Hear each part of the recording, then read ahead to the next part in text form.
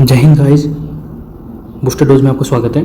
और हम इसके पिछले वाली जो बूस्टर डोज की सीरीज़ थी 11 अपलोड कर दिए मैंने, ठीक है। तो उसमें अपन क्या कर रहे थे, उसमें हम टॉप 25 क्वेश्चन कर रहे थे। अब क्वेश्चनों के साथ साथ अपन को थ्योरी सेक्शन भी कवर करना होगा, ठीक है, क्योंकि ये भी इंपॉर्टेंट है। कई बार क्या है कि सारे जो क्वेश्चन अपन करते हैं उससे सब कुछ कवर नहीं होता है, इसलिए थ्योरी करना भी बहुत ही ज़रूरी है, ठीक है। तो अगर आप चैनल पर नए हैं तो वेस्ट प्लस को सब्सक्राइब कर लें और इसकी पीडीएफ के लिए आप टेलीग्राम चैनल ज्वाइन कर सकते हैं, लिंक आपको डिस्क्रिप्शन के अंदर मिल जाएगा। तो हम इसके अंदर क्या पढ़ रहे हैं, बायोलॉजी पढ़ेंगे। इसके अंदर बायोलॉजी की जो थ्योरी है वो पढ़ेंगे। कौन सी पोस्ट के लिए पढ़ रहे हैं, तो RSN SSB lab assistant forester हो, फॉरेस्ट गार्ड के अंदर जो आपका सिलेबस दे रखा है बायोलॉजी का, उसके अकॉर्डिंग इसमें पढ़ने वाले हैं। तो चलिए शुरू करते हैं। सबसे पहले बायोलॉजी का मीनिंग क्या होता है, तो बायोलॉजी का मीनिंग होता है स्टडी ऑफ लाइफ और लिविंग ऑर्गेनिज्म, मतलब जीवन का अध्ययन या जो जीवित जैव विविधता है उसका अध्ययन ही बायोलॉजी कहलाता है। अब बायोलॉजी जो लाइफ है और जो लिविंग ऑर्गेनिज्म है उनके लक्षण क्या होते हैं, तो लक्षण होते हैं कि उनके प्रजनन की क्षमता होती है, यानी कि रिप्रोडक्शन की क्षमता होती है उनमें। कोशिका की संरचना होती है, यानी कि सेल स्ट्रक्चर होता है। नेक्स्ट है जैव रासायनिक अभिक्रियाएं होती है, जो बायोलॉजी के अंदर होता है उसमें जैव रासायनिक अभिक्रियाएं होती हैं, यानी कि मेटाबॉलिज्म की रिएक्शंस होती है। नेक्स्ट है अनुकूलन होता है, यानी कि अडेप्टेशन होता है। गर्म वातावरण में गर्म, ठंडे में ठंडे, और जो मीडियम होता है उसके अंदर उनके अनुसार वो अनुकूलन करते हैं।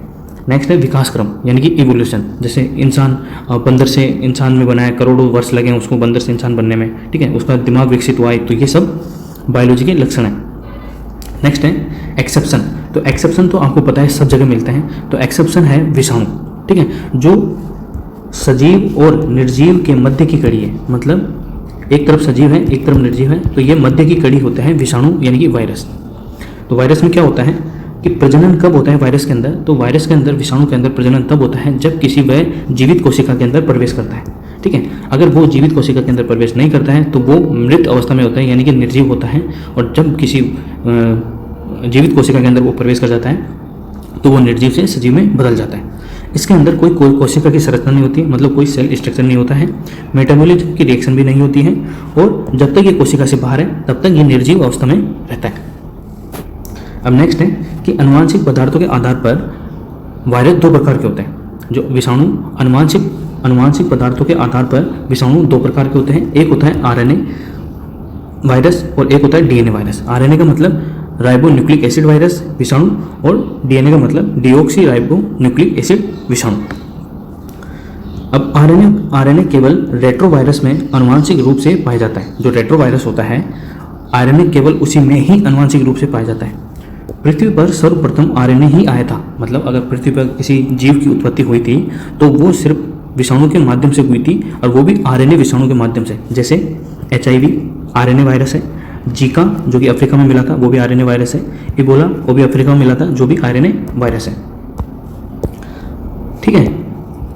नेक्स्ट है इंटरफेरोन प्रोटीन क्या होता है। जो इंटरफेरोन प्रोटीन होता है वो क्या होता है, तो इंटरफेरोन प्रोटीन एंटीबायोटिक प्रोटीन होता है, मतलब आपके शरीर के अंदर रोग प्रतिरोधक क्षमता से लड़ने वाले जो प्रोटीन होते हैं वो इंटरफेरोन प्रोटीन कहलाते हैं। तो ये किससे उत्पन्न होते हैं, ये उत्पन्न होते हैं प्रोड्यूस्ड बाय द बॉडी, मतलब आपका शरीर ही ये सब उत्पन्न करता है। जो शरीर के अंदर की स्ट्रक्चर है, एंजाइम है, हार्मोन्स हैं, वो ही इंटरफेरोन प्रोटीन को उत्पादित करते हैं ताकि आपका शरीर स्वस्थ रहे। नेक्स्ट है संक्रमण के आधार पर विषाणु के प्रकार। एक तो अपन ने देख लिया कि आनुवंशिक पदार्थों के आधार पर जो दो प्रकार के होते हैं, एक DNA वायरस और एक RNA वायरस। अब बोल रहा है ये संक्रमण के आधार पर, मतलब अगर संक्रमण के आधार मतलब एक इंसान से दूसरे इंसान में, एक जानवर से दूसरे इंसान में फैलने के आधार पर विषाणु के प्रकार।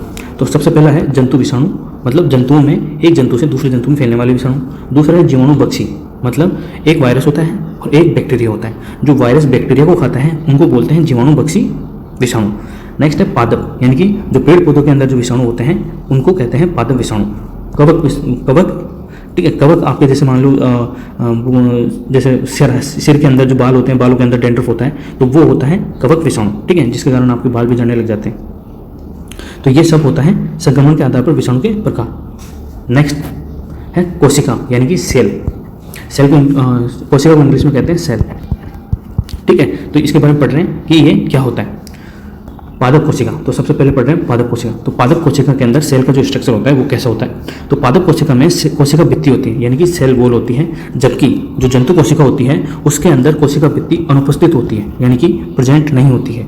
आपको ये डिफरेंस याद रखना होगा, मैंने क्वेश्चन भी कराया है इसके लिए कि पादप कोशिका के अंदर कोशिका भित्ति मौजूद होती है, तभी तो जो पौधा और जो पेड़ होता है उसका बाहरी हिस्सा कठोर होता है, जबकि जंतु कोशिका में यह अनुपस्थित होता है। इसीलिए जो जंतुएं होते हैं, जो जीव होते हैं, उनकी जो बाहरी संरचना है, जो स्किन है, वो सॉफ्ट होती है। इनके अंदर पादप कोशिका के अंदर प्लाज्मा झिल्ली भी होती है, जो कि जंतु कोशिका में मौजूद होती है। नेक्स्ट है कोशिका द्रव्य भी मौजूद होता है। कोशिका द्रव्य को साइटोप्लाज्म कहते हैं। क्या कहते हैं? साइटोप्लाज्म। ठीक है। नेक्स्ट है केंद्र की मौजूदगी, यानी कि केंद्र न्यूक्लियस भी मौजूद होता है, जिसके अंदर अनुवांशिक पदार्थ होते हैं। ठीक है। क्या होते हैं? अनुवांशिक पदार्थ। पादप कोशिका के अंदर लवक भी होता है, जिसको इंग्लिश के अंदर प्लास्टिड कहते हैं, और ये दोहरी झिल्ली युक्त केवल पादप कोशिका में ही मिलता है।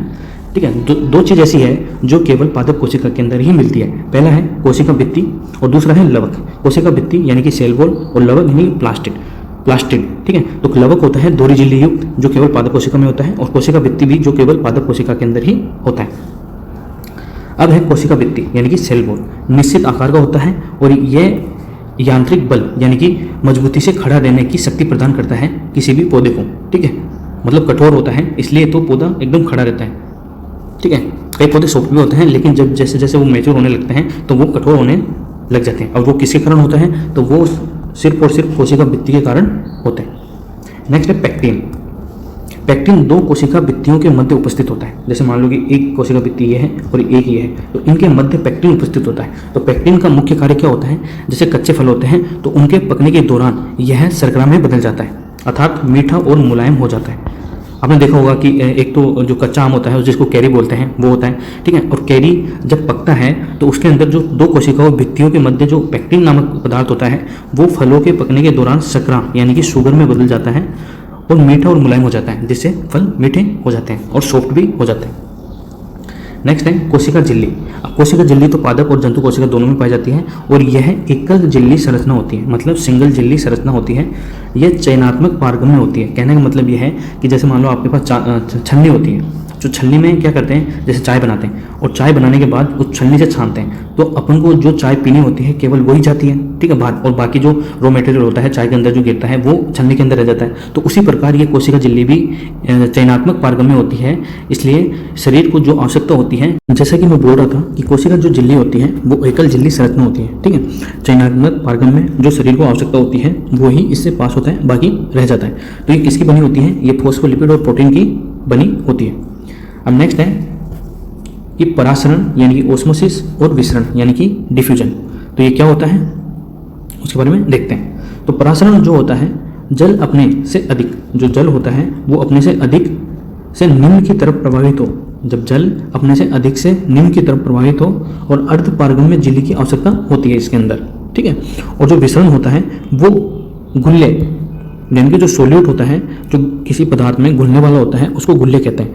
अपने से अधिक से निम्न की तरफ प्रवाहित हो तो उसको विसरण कहते हैं। जब जल, ठीक है, जैसे जल अपने से अधिक से निम्न की तरफ प्रवाहित हो तो उसको परासरण कहते हैं। और जो विसरण होता है, जैसे कोई पदार्थ है, जैसे पानी के अंदर नमक घुल रहा है, तो नमक अपने से अधिक से निम्न की तरफ प्रवाहित हो तो उसको विसरण कहते हैं। और इन दोनों के ही लिए अर्ध पारगम्य झिल्ली की आवश्यकता होती है।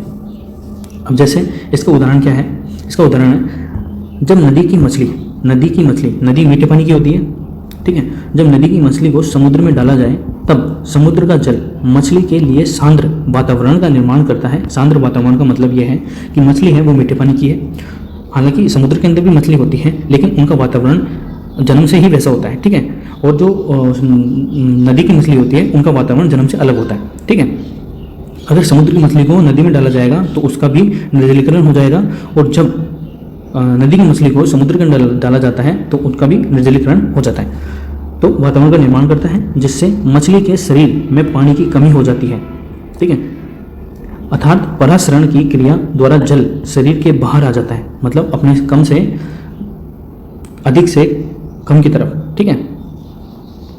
इस घटना को निर्जलीकरण कहते हैं, जिससे मछली की मृत्यु हो जाती है। इसे प्लाज्मोलाइसिस भी कहते हैं। तो आपसे पूछा जा सकता है कि प्लाज्मोलाइसिस किसे कहते हैं? जब जल अपने से अधिक से निम्न की तरफ प्रवाहित होता है, यानी कि जैसे मान लो जल मीठा है तो मीठा जल जो जिसके अंदर आयोडीन है, नमक है, उसको अपने जैसा करने के लिए बाहर उसके अंदर मिलने की कोशिश करता है, तो उसी को कहते हैं निर्जलीकरण, प्लाज्मोलाइसिस कहते हैं। इसलिए मछली की मृत्यु हो जाती है। नेक्स्ट है अति सांद्र घोल खाद्य परिरक्षण में सहायक होते हैं। प्लाज्मोलाइसिस से जीवाणु व कवक मर जाते हैं। तो प्लाज्मोलाइसिस का जो उपयोग है वो खाद्य परिरक्षण में किया जाता है, जिससे कि वो लंबे समय तक खाद्य जो है वो लंबे समय तक सुरक्षित रहे, जैसे कि डिब्बाबंद खाद्य और अचार जैसे प्रोडक्ट्स। नेक्स्ट है जीव द्रव्य यानी कि प्रोटोप्लाज्म। ठीक है, जीव द्रव्य यानी प्रोटोप्लाज्म जीवन का भौतिक आधार है। ठीक है, जीवन का भौतिक आधार। और कोशिका क्या होती है? जीवन की इकाई होती है। ठीक है। नेक्स्ट है लाइकोपिन। लाइकोपिन को एंटीऑक्सीडेंट कहते हैं। ठीक है, तो ये क्या करता है? बॉडी के अंदर शरीर में मुक्त हानिकारक कारकों को निष्क्रिय बनाता है, साथ ही बुढ़ापे और कैंसर होने की संभावना को भी कम कर देता है। तो एंटीऑक्सीडेंट क्या होते हैं हमारे बॉडी के अंदर कि जैसे मान लो अल्कोहल कंज्यूम करते हैं, गुटखा खाते हैं, बीड़ी सिगरेट तंबाकू जो भी यूज़ करते हैं, तो उससे क्या होता है? हानिकारक कारक हमारे शरीर के अंदर चल जाते हैं। तो जो लाइकोपिन होता है वो उन कारकों को निष्क्रिय बनाता है और बुढ़ापे और कैंसर होने की संभावना को भी कम कर देता है। नेक्स्ट है गोल्जी काय। तो गोल्जी काय क्या होता है? गोल्जी काय कोशिका का मुख्य स्रावी अंग होता है। गोल्जी काय कोशिका का मुख्य स्रावी अंग होता है, जंतु कोशिकाओं में उपस्थित होता है मुख्यतः। जो गोल्जी काय होता है वो जंतु कोशिकाओं में उपस्थित होता है मुख्यतः। अब मुख्यतः का तात्पर्य यह है कि एक्सेप्शन तो होते ही हैं। ठीक है, तो एक्सेप्शन को छोड़कर पादप कोशिका के अंदर यह उपस्थित नहीं होता है। नेक्स्ट है आत्महत्या की थैली कहते हैं इसको। आत्महत्या की थैली इसलिए कहते हैं क्योंकि इसके अंदर हाइड्रोक्लोरिक एसिड होता है, यानी कि HCl होता है इसके अंदर, और इसका pH होता है 1.5। तो कई बार क्या होता है, जैसे मान लो अपन चिंगम खाते हैं, तो चिंगम खाते हैं तो माइंड को ये संदेश आएगा कि वो खाना अंदर जा रहा है, तो वो गोल्जी काय को संदेश देगा। तो गोल्जी काय HCl स्रावित करेगा, खाने को पचाना है। अब खाने को बचाने के लिए HCl स्रावित करेगा, खाना तो पेट के अंदर पहुंचा नहीं और ये HCl स्रावित हो चुका है। ठीक है, तो वो क्या करता है? अपने ही जो अंदर की जो दीवार है गोल्जी काय की, उसको जलाने लग जाता है। ठीक है, तभी तो आपकी एसिडिटी होती है। तो इसीलिए इसको आत्महत्या की थैली भी कहते हैं। नेक्स्ट है संक्रमित कोशिकाओं को नष्ट करता है, प्रतिरक्षा प्रणाली में महत्वपूर्ण भूमिका भी निभाता है। ठीक है, तो ये संक्रमित जैसे कोशिकाएं होते हैं, ये खराब कोशिकाएं होती हैं, उनको मार देता है। ठीक है, प्रतिरक्षा एंटीऑक्सीडेंट जो प्रणाली होती है, रोग प्रतिरोधक जो क्षमता होती है, उसके अंदर महत्वपूर्ण भूमिका निभाता है। और ये सर्वाधिक संख्या में वाइट ब्लड सेल में उपस्थित होता है, यानी कि श्वेत रक्त कणिकाओं में ये उपस्थित होता है, जो रोग प्रतिरोधक क्षमता के अंदर महत्वपूर्ण भूमिकाएं निभाती है। नेक्स्ट है कोशिका की प्राकृतिक मृत्यु का जिम्मेदार माइटोकॉन्ड्रिया होता है। ठीक है, कोशिका की जो प्राकृतिक मृत्यु होती है उसका जिम्मेदार कौन होता है? माइटोकॉन्ड्रिया। और कोशिका का सत्याग्रह भी माइटोकॉन्ड्रिया का कोई कहा जाता है। नेक्स्ट है सेंट्रोसोम यानी कि तारक काय। तारक काय को इंग्लिश में सेंट्रोसोम कहते हैं। यह झिल्ली रहित संरचना होती है और यह केवल जंतु कोशिका के अंदर पाया जाता है। तो यह आपको ध्यान रखना होगा कि सेंट्रोसोम, तारक काय और अभी ऊपर क्या पढ़ा अपन ने? ये पढ़ा अपन ने गोल्जी काय। तो गोल्जी काय और तारक काय मुख्यतः जंतु कोशिका के अंदर ही पाए जाते हैं। कोशिका विभाजन के दौरान गुणसूत्रों या अनुवांशिक पदार्थों को विभाजित करना इसका कार्य होता है। जो तारक काय होता है, सेंट्रोसोम होता है, उसका मुख्य कार्य क्या होता है? कोशिका विभाजन के दौरान जो गुणसूत्र होते हैं, ठीक है, गुणसूत्र कितने होते हैं? वो होते हैं 23 जोड़ी, यानी कि 46 गुणसूत्र होते हैं। ठीक है, तो उनका अनुवांशिक पदार्थों को विभाजित करने का कार्य होता है। इसकी संरचना कैसी होती है? तो इसकी संरचना ट्यूबुलिन प्रोटीन जैसी होती है। जैसे आपको ये दिख रही होगी, ये ट्यूबुलिन प्रोटीन, मतलब ये ऐसे इसकी संरचना होती है। ठीक है, और इसके अंदर कितने होते हैं? तो 9+0 ये इसकी संरचना होती है। नेक्स्ट है क्रोमेटिन पदार्थ। क्रोमेटिन पदार्थ क्या होते हैं? यह डीएनए और हिस्टोन प्रोटीन से निर्मित होते हैं। ठीक है, जो क्रोमेटिन पदार्थ होते हैं वो डीएनए और हिस्टोन प्रोटीन से निर्मित होते हैं। डीएनए आनुवंशिक पदार्थ होते हैं, जबकि हिस्टोन प्रोटीन गैर आनुवंशिक पदार्थ होते हैं। तो डीएनए तो आपको पता ही है कि ये आनुवंशिक पदार्थ होता है, हिस्टोन प्रोटीन ये गैर आनुवंशिक पदार्थ होता है। नेक्स्ट है डीएनए के निश्चित टुकड़े पर आवश्यक आनुवंशिक सूचनाएं मौजूद होती हैं, जिसे जीन कहते हैं। अब जीन किसे कहते हैं? जीन उसे कहते हैं जो डीएनए होता है, डबल हेलिकल जो संरचना होती है, उसके ऊपर उपस्थित आनुवंशिक सूचनाएं होते हैं, जिनको जीन कहते हैं। मतलब वो ही एक पीढ़ी से दूसरी पीढ़ी के अंदर आनुवंशिक जो परिवर्तन है उनको पहुंचाते हैं। मानव कोशिका में 30,000 जीन होते हैं। तो ये आपसे क्वेश्चन बन सकता है कि मानव कोशिका के अंदर कितने जीन होते हैं? तो 30,000 जीन होते हैं। गुणसूत्र केवल कोशिका विभाजन के समय ही प्रकट होते हैं, इसलिए अगर गुणसूत्रों का अध्ययन करना है तो कोशिका विभाजन का इंतजार करना पड़ता है। नेक्स्ट है अब पढ़ रहे हैं डीएनए यानी कि डीऑक्सी राइबोन्यूक्लिक एसिड। तो डीऑक्सी राइबो न्यूक्लिक एसिड में पेंटोस शुगर होता है, ठीक है, जिसके अंदर C5H10 और O4 इसका फॉर्मूला होता है। तो इसके अंदर 4 नाइट्रोजन सार होते हैं। अब वो 4 नाइट्रोजन सार कौन से हैं? एक तो एडेनिन है, गवानिन है, साइटोसिन है और थाइमिन है। एडेनिन, गवानिन, साइटोसिन और थाइमिन। एडेनिन और जो थाइमिन है उनके पास डबल बॉन्ड होता है, जबकि गवानिन और साइटोसिन के पास ट्रिपल बॉन्ड होता है। तो डीएनए जो होता है वो द्विकुंडलित संरचना होती है। किसी विशिष्ट अनुवांशिक लक्षण को निर्धारित करने वाले नाइट्रोजन सार अनुक्रम को जीन कहते हैं। जीन अपन ने एक बार पीछे देखा, ठीक है। और जीन का एक अन्य जो परिभाषा है वो ये भी है कि जीन विशिष्ट अनुवांशिक लक्षण को निर्धारित करने वाले नाइट्रोजन सार अनुक्रम को जीन कहते हैं। अब है आरएनए यानी कि राइबो न्यूक्लिक एसिड। तो आरएनए 3 टाइप का होता है, एक स्मॉल आरएनए, एमआरएनए और टीआरएनए। तो इसके अंदर भी पेंटोस शुगर होता है, C5H10O5। इसके अंदर O5 एक जो ऑक्सीजन का अणु है वो एक एक्स्ट्रा होता है। इसके अंदर नाइट्रोजन सार वही 4 होते हैं, लेकिन इसके अंदर थाइमिन के स्थान पर यूरासिल होता है। क्या होता है? थाइमिन के स्थान पर यूरासिल होता है। एडेनिन, गुआनिन, साइटोसिन तो होते ही होते हैं, लेकिन जैसे डीएनए के अंदर थाइमिन होता है तो आरएनए के अंदर यूरासिल होता है। डीएनए की संरचना द्विकुंडलित होती है, जबकि जो आरएनए की संरचना होती है वो एकल कुंडलित होती है। अब है कोशिका विभाजन। अब कोशिका विभाजन के समय क्या होता है? गुणसूत्र का विभाजन होता है, ठीक है। तो इसी तरह गुणसूत्रों का अध्ययन किया जा सकता है। अब कोशिका विभाजन दो तरह से होता है। एक होता है समसूत्री विभाजन और एक होता है अर्धसूत्री विभाजन। समसूत्री विभाजन को क्या कहते हैं? तो उसको मिटोसिस कहते हैं। क्या कहते हैं? Mitosis, MITOSIS, mitosis. यानी कि विभाजन मात्र कोशिका के अंदर होता है। मतलब विभाजन जो होता है वो मात्र कोशिका के समान होता है। शरीर की सामान्य कोशिकाएं होती हैं ये। भ्रूणीय सामान्य वृद्धि, विकास, घाव और पुनर्उद्भव के अंदर ये सहायक होती है। जो समसूत्री विभाजन होता है वो मात्र कोशिका के समान, यानी कि जैसे फोटोकॉपी होती है वैसी ही होती है, और ये शरीर की सामान्य कोशिकाएं होती हैं। भ्रूणीय विकास के अंदर ये सहायक होती हैं। सामान्य वृद्धि विकास में भी ये सहायक होते हैं। और अगर आपके कभी घाव हो जाता है या कट फट जाते हो, ठीक है, तो उसके अंदर भी समसूत्री विभाजन ही होता है ताकि आपका घाव भर जाए। अब जो अर्धसूत्री विभाजन होता है ये आपकी जो जनरेशन है उसको बढ़ाने के अंदर काम आता है। मतलब ये प्रजनन कोशिका होती है। अर्धसूत्री विभाजन प्रजनन कोशिकाओं में होता है और यह महिला के अंडाणुओं और पुरुष के शुक्राणुओं का निर्माण करते हैं। विभाजन के 3 चरण होते हैं। एक होता है विश्रामावस्था, दूसरा है केंद्रक विभाजन और तीसरा है कोशिका द्रव्य विभाजन। यानी कि विश्रामावस्था, केंद्रक विभाजन और तीसरा है कोशिका द्रव्य विभाजन।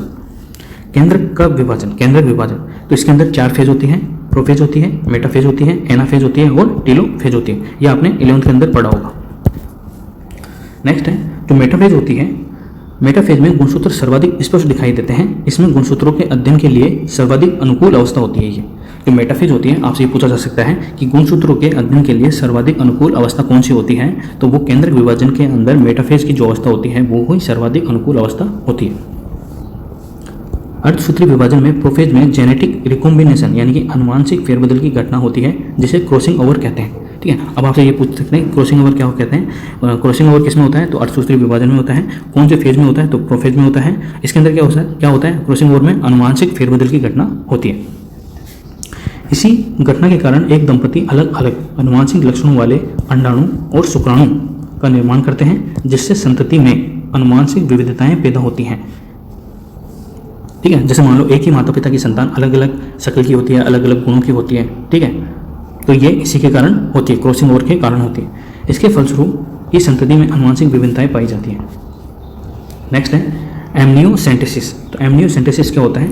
गर्भ से भ्रूण की कोशिकाओं को प्राप्त कर उसके अनुवांशिक विश्लेषण द्वारा अनुवांशिक रोगों का पता लगाया जाता है, लेकिन इसका जो दुरुपयोग है वो लिंग परीक्षण में किया जाता है। इसलिए इस जो ये तकनीक है उसको बैन कर दिया गया है, ठीक है। तो एमनियोसेंटेसिस आपसे पूछा जा सकता है कि एमनियोसेंटेसिस से क्या तात्पर्य है? तो ये इससे तात्पर्य है कि भ्रूण की कोशिकाओं को प्राप्त करके उसके अनुवांशिक विश्लेषण द्वारा उसके अनुवांशिक रोगों का पता लगाया जाता है। तो अनुवांशिक रोग जैसे हीमोफीलिया हुआ, ठीक है, और भी अन्य कारक हुए जैसे कैंसर हुआ, तो ये सब अनुवांशिक रोग होते हैं, ठीक है। तो इन रोगों का पहले ही पता लगा लिया जाता है, ठीक है। इसलिए इसी प्रोसेस को एमनियोसेंटेसिस कहा जाता है। तो ये हमने पढ़ा एमनियोसेंटेसिस तक, ठीक है। अगर आपको ये वीडियो जो थ्योरी सेक्शन का है अगर पसंद आया है, ठीक है, तो लाइक कीजिए, चैनल को सब्सक्राइब भी कीजिए, और वीडियो पूरा देखने के लिए धन्यवाद। तो अगर आपको ये पसंद आया ना तो आप मुझे कमेंट बॉक्स में बताइए अगर आपको और भी थ्योरी सेक्शन वीडियो चाहिए या फिर क्वेश्चन ही कंटिन्यू करें, ठीक है।